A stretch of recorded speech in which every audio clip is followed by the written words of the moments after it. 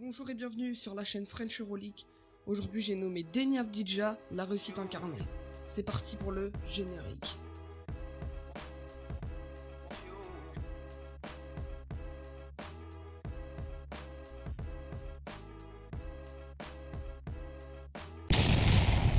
Le 3 janvier 2001, Deni Avdija a 19 ans. Il possède la double nationalité israélo-serbe. Le jeune prospect mesure 2,05 m pour 99 kg. Il peut évoluer sur 3 postes, le poste de meneur, le poste d'arrière, le poste d'ailier et le poste d'ailier fort en cas de problème. Son père est Zoufer Adidja, ancien basketteur de l'Étoile Rouge de Belgrade et d'autres clubs européens. Il a une grande connaissance dans le basket et a été aussi coach par ailleurs. Il a amené son fils vers le basket et l'a fait progresser dans cette discipline jusqu'à l'accompagner plus récemment dans les camps NBA aux États-Unis.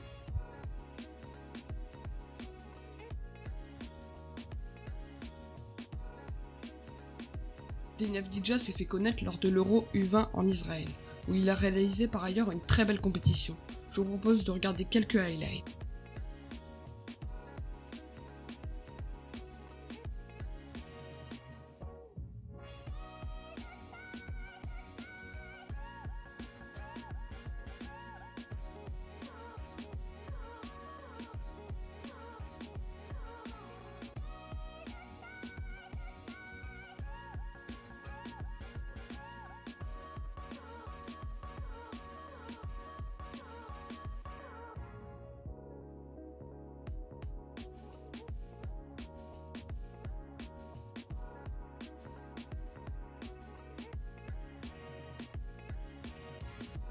Si je vous dis Deni Avdija, vous allez me dire palmarès.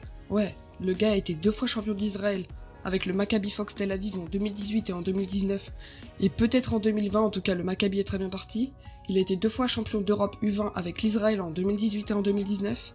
Il a été MVP du championnat d'Europe U20 en 2019 avec l'Israël toujours. Il a été joueur du mois de janvier 2020 avec le Maccabi en Israël. Trouvez-moi des joueurs à part Luka Doncic qui à 19 ans avait un tel palmarès. Bah y en a pas.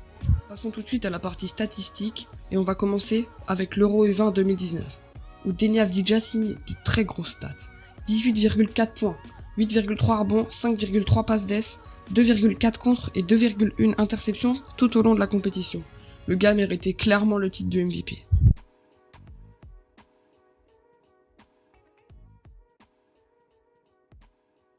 J'avouerai que pour ses stats d'Euroleague, il n'a pas été très brillant. En tournant qu'à 4 points de moyenne pour 2,6 rebonds pour 1,2 passes décisives par match, c'est vraiment pas des stats qu'on attendait pour un tel prospect. Après, son pourcentage à 2 points est très positif avec 43,6% près du cercle. Après, pas trop de problème au niveau de ce point-là puisqu'il était la doublure de Tyler Dorsey ou encore d'un certain Omri Caspi, voire même d'un Scottie Wilbekin. Ces joueurs ont entre guillemets pris son temps de jeu. Là où le mec a assuré, c'est en Israël, en ligue israélienne. Le mec tournait à 13 points de moyenne pour 5,9 rebonds, 2,5 passes décisives par match, un contre à 57,2% au tir. Ce qui est vraiment pas mal au niveau statistique. De plus qu'il a signé plus récemment une performance à 26 points et 5 passes décisives. Pour le coup, Deni Avdija a eu beaucoup plus le droit d'avoir une place dans le 5 majeur. Tout simplement pour reposer certains joueurs pour l'Euroleague. Beaucoup de personnes comparent Deni Avdija à Luka Doncic. C'est vrai qu'ils peuvent évoluer au poste 1, 2 et 3, qu'ils font à peu près la même taille et qu'ils ont à peu près le même physique. Mais statistiquement, c'est totalement différent.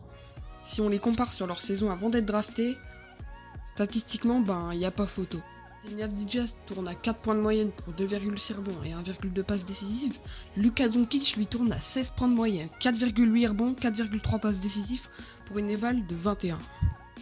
De plus, Luka Doncic est starting 5, il joue beaucoup de minutes, il a le plus de temps de jeu de son équipe, tandis que Deni Avdija a beaucoup moins de temps de jeu et fait partie de la rotation.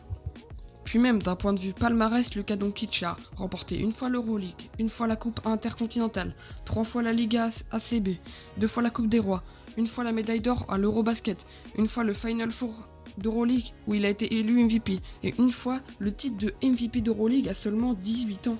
Pour ma part, Luka Doncic est sur une autre longue. Si je vous parlais un petit peu des qualités et des défauts de Deni Avdija. Enfin bon, des défauts ou plutôt des points qu'il devra travailler dans le futur. La plus grande qualité de Deni Avdija serait son pourcentage au tir à 2 points, à mi-distance en quelque sorte, ou même près du cercle. Le gars ne rate quasi rien et tourne à plus de 65% en moyenne, toute compétition confondue dans ce domaine. Deuxième qualité de Denis Avdija, c'est son âge. Il a 19 ans. Sa précocité fait vraiment rêver les scouts NBA et je pense que c'est très bon pour lui d'arriver avec un tel palmarès à 19 ans. Troisième qualité chez Denis Avdija, c'est son sens de la passe. Il sait balancer les passes dans le bon timing et pour qu'elle arrive dans les mains de son coéquipier. Et ça lui sera très utile dans les années à venir.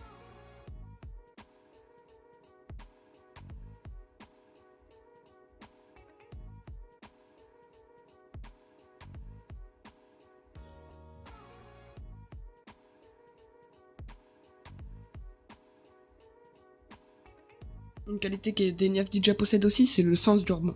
Il a pas peur d'aller au rebond, il cogne des pivots et il tourne à plus de 4 rebonds par match, toutes compétitions confondues.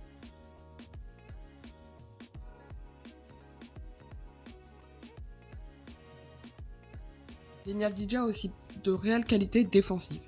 Il sait monter au contre, il sait intercepter des ballons, mais attention, il a tendance à faire beaucoup de fautes.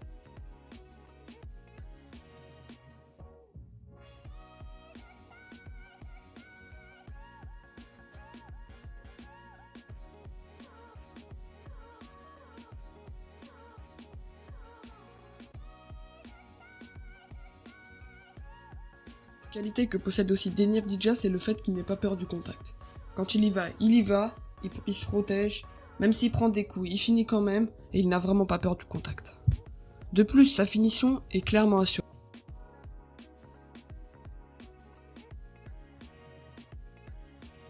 Deux autres qualités que j'ai ajoutées à Denis Avdija, c'est son palmarès en tant que jeune. Comme je l'ai pu aborder avant, il a un réel palmarès pour un réel avenir. Une qualité que j'ai ajoutée, c'est aussi son physique. Sa taille et son poids correspondent parfaitement à un joueur NBA ready.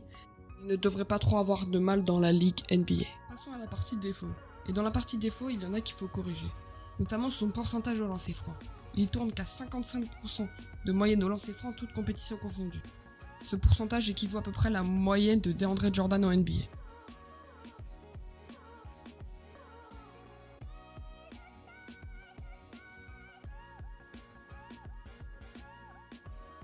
Comme je l'ai dit tout à l'heure, un autre défaut de Denis Avdija, c'est qu'il a tendance à faire beaucoup de fautes. Certes, c'est un bon défenseur, mais il réalise beaucoup de fautes et sort beaucoup pour 4 fautes à la mi-temps ou 3 fautes à la mi-temps, voire 5 fautes en fin de match. Son adresse à 3 points lui fait aussi défaut. Certes, c'est pas catastrophique, mais il n'a pas l'adresse à 3 points d'un NBA ready.